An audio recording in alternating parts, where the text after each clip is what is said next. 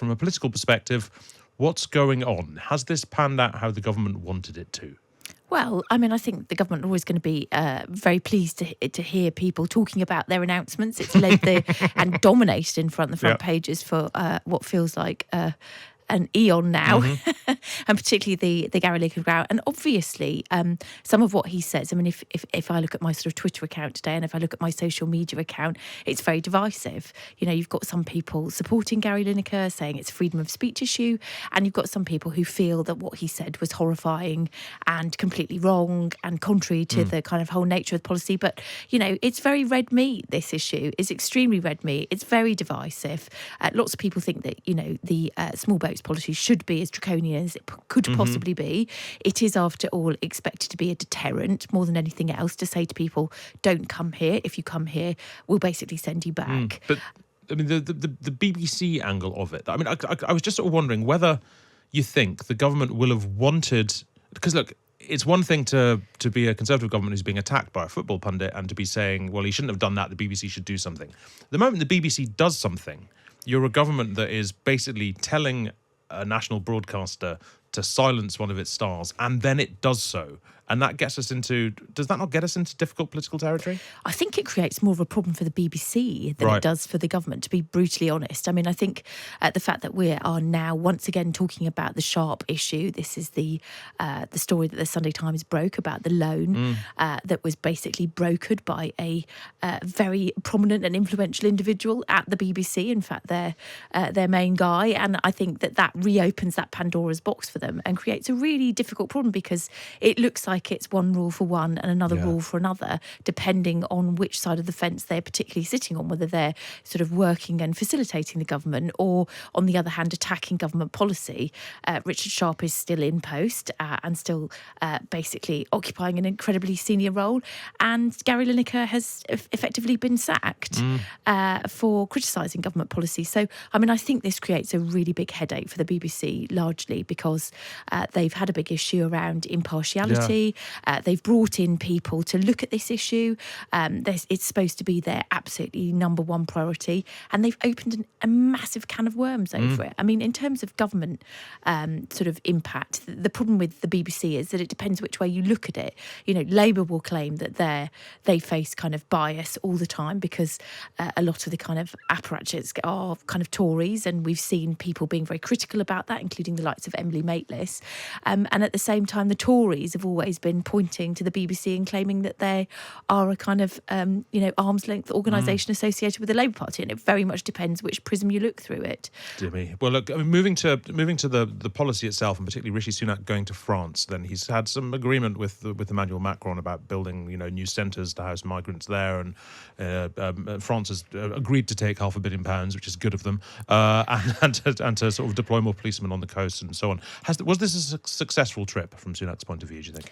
I think in terms of optics, it was a good trip. I mean, we haven't been having these summits for a very long time. The kind of entente cordiale broke down completely under particularly under Boris Johnson. I mean, that was all a fallout from the kind of Brexit referendum, and there was lots of discussion about whether Macron was indeed a friend, if you remember. Yeah, well, I mean, Liz Truss said he said that France was not. He wasn't a friend to Britain, didn't exactly. she? Yeah. And so this has done a lot to kind of fix that sort of that relationship, and to make it clear that we want to be more able to work with them, that we are now an ally. A lot of what's framed some of this is to do with the war in Ukraine, which is why we've seen greater cooperation. But in terms of actual kind of policy, I don't think he came out with much more than we were expecting him to. And, there are obviously people on the Conservative side that are saying that anything less than a returns agreement with France is basically not worth the paper it's written on, that it's not actually going to help us deliver on the policy, and that we have in the past given France money to help us basically police our borders and to put more patrols on the beach, and indeed the numbers of people coming over in small boats has gone up. So I think, great that we're talking to Macron again, fantastic that it looks like we're repairing relations. That's always going to be helpful in terms of the kind of dynamic that we're trying to achieve. In terms of whether it will actually change anything, Sadly, I fear not. I mean, doesn't that mean the government's playing quite a dangerous game? Because like summer's just around the corner. Numbers always go up in summer. Numbers just go up. That's what they do. They go up, particularly as other routes get shut down. And we had 40 whatever thousand last year. If those numbers continue to go up this year, and there's really no reason to assume that they won't, then they look ridiculous, don't they? That they've staked so much political capital on this and done nothing.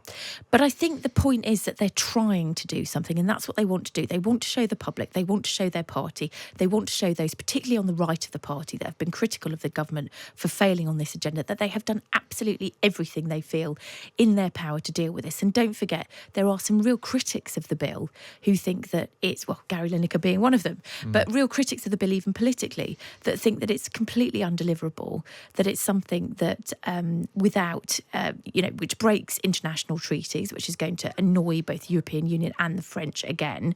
But actually, because we don't have vast detention centres and we don't have returns agreement with anybody other than Rwanda, and of course we know that that's policy's not going anywhere at the moment. It's probably going to take at least another year for us to get through all the legal hurdles that we need to get to in order to make that a possibility. But it is the government trying to say, well, look, we've heard what you're saying. We understand it's a problem. We're trying to fix it. And obviously, if we get towards a general election with the problem still in ascendancy and not being addressed, I wouldn't be at all surprised if you start seeing even more radical policies being suggested in the manifesto. But what they really want to do is not be accused of kind of ignoring the problem because that creates political problems for them. Yeah. Well, look, jumping away, tell me a bit about what's going on with China, because we have this story this week that the Prime Minister plans to soothe relations by inviting a senior member of the Politburo to the coronation. That's really big news, fascinating. isn't it? Yeah, it is. We're going to see the integrated review refresh published on Monday. This is basically the government looking at the kind of threats around the world and thinking about the kind of places that are hostile to our country, both in terms of, data and cyber, but also in terms of, actual boots on the ground. So obviously Russia is going to be on that list. But Liz Truss, the Prime Minister's predecessor, had been very vocal on China. In fact, she's done speeches on it since she left office and had very much wanted it to be named as the kind of number one threat. The understanding is that Rishi Sunak wants to be a bit more nuanced when it comes to China and is happy to kind of use the coronation, so likely to invite a senior member of the Chinese president's team to come to that coronation to have kind of talks behind the scenes to sort of smooth relations really with China. And I think that is a kind of more nuanced message. But I mean, my understanding, and I've read this in Steve Swinford's piece, so I won't claim any credit for it, is that, Rishi's quite relaxed about that. He talks about the action that was taken around Huawei and also the action that was taken around removing China from our sort of nuclear projects and basically says that his actions speak louder than words. But I think, they want to operate on kind of two levels here, whilst sort of addressing the fact that, yes, obviously China are a threat, but also not deterring potential commercial investments, but also not creating a kind of situation where they become a hostile state because we treat them like one. Yeah, sure. Well, look, finally, before I let you go, stories about the government's launching a review into sex education on the basis that kids may be being taught terrible things in school that they should not be being taught. What's your sense of what's happening here? Is this going to turn into a bigger story, or is this one of those sort of skip-by ones? It's really hard to tell at this point. I mean, it's had a lot of traction this week, and a lot of MPs have written to the Prime Minister about it, sort of talking about some of their own experiences from constituents. I mean, I'm quite surprised by it as a parent. I've got 3 children of my own, including a teenager. He certainly doesn't come back telling me these kind of horrified stories, and he would if he'd heard them. He's an incredibly kind of sensitive little chap. But, I mean, I think we need to start having sensible discussions about sex education. There has been a tendency to start talking about gender and sort of gender issues much more than perhaps we ever did in our generation.